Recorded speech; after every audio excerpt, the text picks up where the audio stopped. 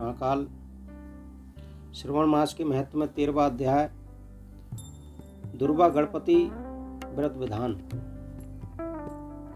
जिनके घर में धन धान की कमी हो, पढ़ाई में बच्चे का मन नहीं लग रहा हो या कोई और समस्या आ रही हो, तो उसमें हम भगवान गणेश का पूजन करेंगे। इसमें दुर्वा गणपति का बहुत बढ़िया पूजन बताया गया है। 13वां अध्याय। सनंत कुमार बोले, हे भगवान, किस व्रत के द्वारा अतुलनीय सौभाग्य प्राप्त होता है और मनुष्य पुत्र पौत्र धन ऐश्वर्य तथा सुख प्राप्त करता है? हे महादेव, व्रतों में उत्तम उस व्रत को आप मुझे बताएं। शंकर भगवान बोले, हे सनंत कुमार, तीनों लोकों में विख्यात दुर्वा गणपति व्रत है। सर्वप्रथम भगवती पार्वती ने श्रद्धा के साथ इस व्रत को किया। हे मुनिसत्तम, इस प्रकार पूर्व में सरस्वती, महेंद्र, विष्णु, कुबेर तथा अन्य देवता, मुनिजन, गंधर्व, किन्नर, इन सभी ने इस व्रत को किया। श्रवण मास में शुक्ल पक्ष में जो शुद्ध तथा महापुण्यदानी चतुर्थी तिथि हो, उसी दिन सभी पाप समूह का नाश करने वाले इस व्रत को करना चाहिए। इस चतुर्थी के दिन स्वर्ण पीठा एक दंत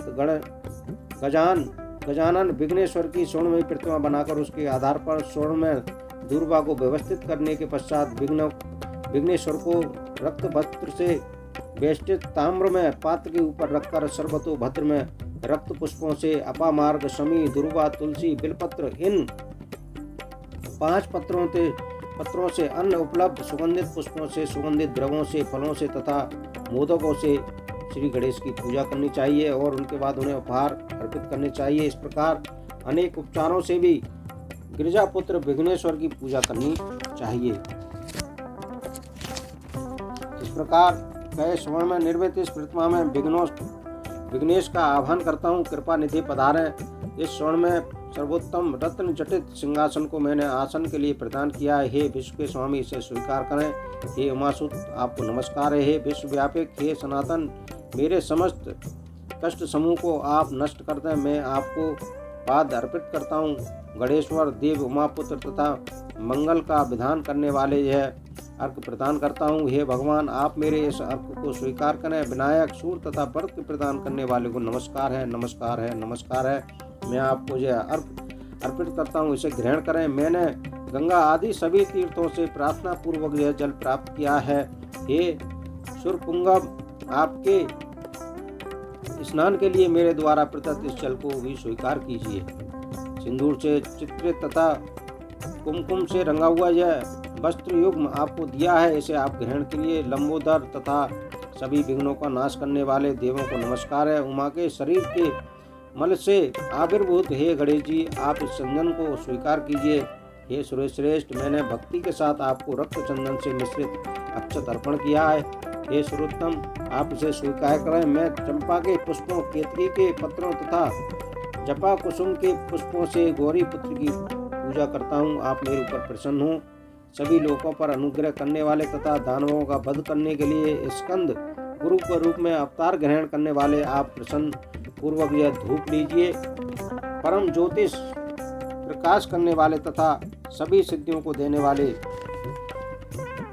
महादेवी पुत्र को दीप अर्पण करता हूँ, आपको नमस्कार है। तत्पश्चात हरिओम गणनान्त्वा गणपति गुं हमामहे, इस मंत्र से मोदक, 4 प्रकार के अन्न, भक्ष्य, भोज, लेम, चौम्भ, चौस्य, पायस तथा लड्डू आदि का नैवेद्य अर्पण करें। मैं आपकी मुख शुद्धि के लिए आदर पूर्वक कपूर, इलायची तथा नागवल्ली के दल से युक्त तांबुल आपको प्रदान करता हूँ। हिरण्यगर्भ के गर्भ से स्थित अग्नि के स्वर्ण में बीज को मैं दक्षिणा रूप में आपको प्रदान करता हूँ, अतः आप मुझे शांति प्रदान कीजिए। हे गणेश्वर, हे गणनाध्यक्ष, हे गौरीपुत्र, हे गजानन, हे ईभानन, आपकी कृपा से मेरा व्रत पूर्ण हो। इस प्रकार अपने सामर्थ्य के अनुसार विघ्नेश का विधि पूर्वक पूजन करके उस पर निवेदित सामग्री सहित गणाध्यक्षों, आचार्यों के लिए अर्पण कर दे और प्रार्थना करें कि हे भगवान, हे ब्रह्म, दक्षिणा सहित गणेश जी की मूर्ति को आप ग्रहण कीजिए। आपके वचन से मेरा यह व्रत आज पूर्णता को प्राप्त हो। जो मनुष्य 5 वर्ष तक इस प्रकार व्रत करके उद्यापन करता है, वह मानसिक मनोरथों को प्राप्त करता है। देहांत के बाद शिवलोक जाता है, अथवा 3 वर्ष तक जो इस व्रत को करता है वह सभी सिद्धियां प्राप्त करता है। जो मनुष्य उद्यापन के बिना ही इस व्रत को करता है। विधि के अनुसार भी उसका जो कुछ किया हुआ होता है वह सब निष्फल हो जाता है। अब उद्यापन की विधि बताई जाती है। उद्यापन के दिन प्रातःकाल तिलों से स्नान करे। तदंतर बुद्धिमान मनुष्य को चाहिए कि एक फल अथवा आधा फल अथवा उससे भी आधे फल स्वर्ण की प्रतिमा, गणेश जी की प्रतिमा बनाकर पंचकप से स्नान कराकर भक्ति तथा श्रद्धा के साथ इन 10 नाम से दूर्वा दलों से सम्यक पूजन करे। हे गणाधीश, हे उमापुत्र, हे अग्नाशन, हे विनायक, हे ईशपुत्र, हे सर्व सिद्धि प्रदायक, हे एकदंत, हे इव वस्त्र, हे मूषक वाहन, आपको नमस्कार है। आप कुमार गुरु को नमस्कार है। इन नाम पदों से पृथक पृथक पूजन करे।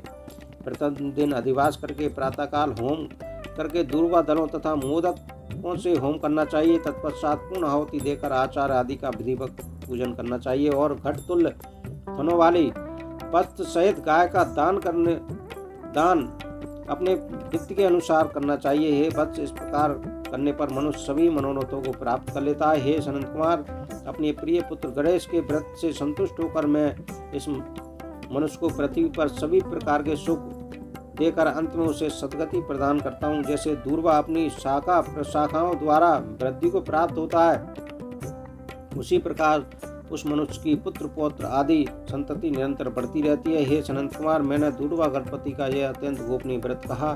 सुख चाहने वाले को ये सर्वोत्कृष्ट व्रत को अवश्य करना चाहिए। इस प्रकार स्कंद पुराण के अंतर्गत श्रवण मास के महत्व में दुर्वा गणपति नामक 13वां अध्याय संपूर्ण हुआ। शंकर भगवान की जय। अगला अध्याय सुनने के लिए हमारे YouTube चैनल पर बने रहिए। जय श्री महाकाल।